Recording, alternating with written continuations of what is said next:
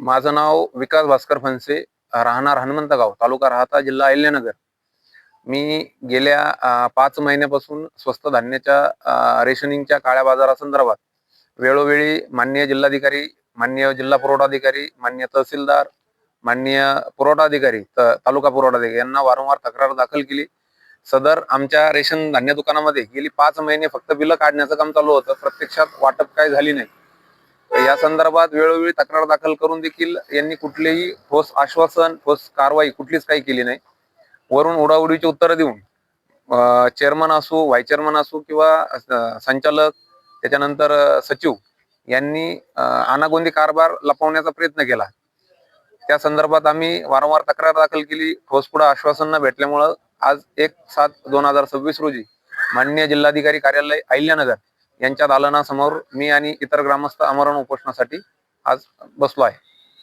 तर याच्यावर माननीय जिल्हाधिकारी साहेबांना आम्ही विनंती करतो का सदर परवाना तात्काळ रद्द करून हा परवाना गावातील सक्षम महिला बचत गट असो किंवा जो होतकरू तरुण आहे यांना चालवण्यासाठी द्यावा. सदर संचालक मंडळ तात्काळ बरखास्त करून यांच्यावर फौजदारी गुन्हे दाखल करावे आणि ह्या संचालक मंडळाला इथून पुढच्या 25 ते 30 वर्षाच्या कालावधीत कुठल्याही निवडणुकीसाठी लढवण्यासाठी पात्र करू नये, का जेणेकरून यांनी जो काय भ्रष्टाचार केला भविष्यात हे येणाऱ्या कोणत्याही संस्थेवर भ्रष्टाचार करू नये यासाठी यांना 25 वर्षासाठी बंदी घालावी.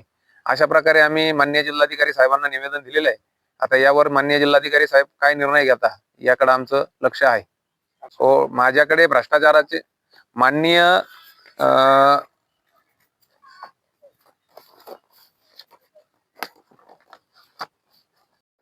हे असे ऑनलाईनचे बिलं काढले गेले फक्त.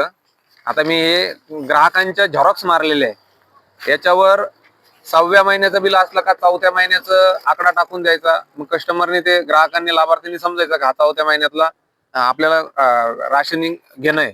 त्याच्यानंतर असे पेनाने त्यांनी 15 आणि 10 किलो लिहून दिले.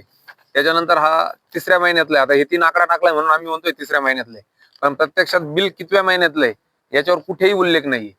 म्हणजे हा सगळाचा काय गोंधळ झालाय.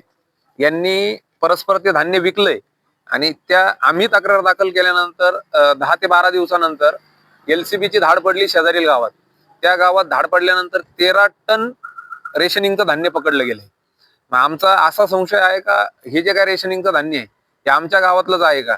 कारण आमच्याच गावची फक्त या संदर्भात तक्रार आहे, इतर कोणत्याही गावाची तक्रार या संदर्भात आलेली नाहीये. मग एक खटी 13 टन माल सापडणं म्हणजे हा एक संशोधनाचा विषय.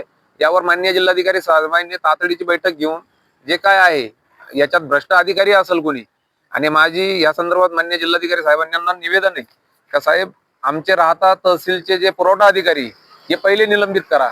कारण यांनी हा सगळा भ्रष्टाचार उघड्या डोळ्यांनी बघून देखील याच्यावर कुठलीही कारवाई केलेली नाही. याच्यावर त्यांनी डायरेक्ट जबाब दिलेले की आम्ही शेजारच्या गावामधनं हा शेजारच्या स्वस्त धान्य दुकानातून गावातील हा रेशनिंगचं धान्य उपलब्ध केलेलं आहे. तसे जबाब पण दिलेले आहे त्यांनी.